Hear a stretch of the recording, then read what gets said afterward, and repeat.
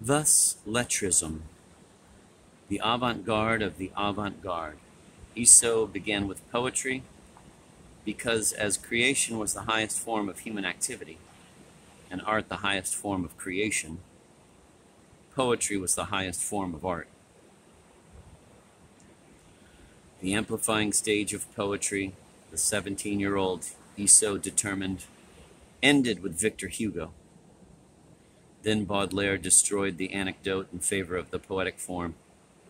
Verlaine destroyed the poetic form in favor of the pure line. Rimbaud destroyed the line in favor of the word. Mallarmé perfected the word and turned it toward sound.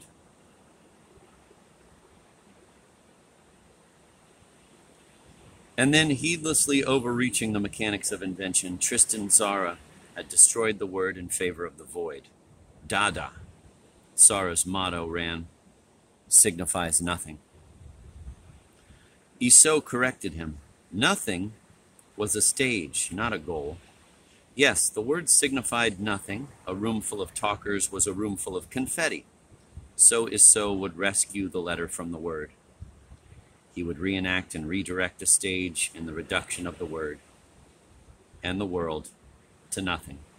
He would forcibly reduce the word to the letter, the pure sign, seemingly meaningless, in truth, endlessly fecund.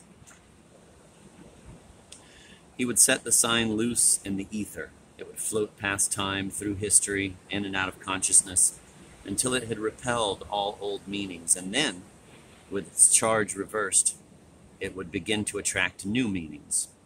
The letter would be ready to form a new alphabet and a new language, a language that could say what had never been said, in tones that had never been heard. On the plane of the mechanics of invention, this would mean that once again the creation of the anecdote, the telling of new stories, would be possible. Once stories could be told, they could be lived, because a story was an account of the world. A new world could be created.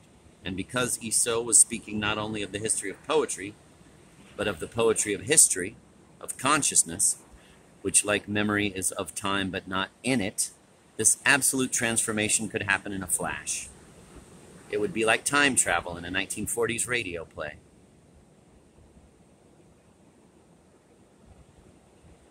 Quote, "I will be gone for 1,000 years, says the scientist to his assistant, but to you it will seem only like a moment." Now, there is no question that the fanatical symmetry of Isou's system was absolutely teenage, or that in the mid-40s it contained a real challenge to the accepted view of what art was, what it could do, and what it was for. Isou was ready.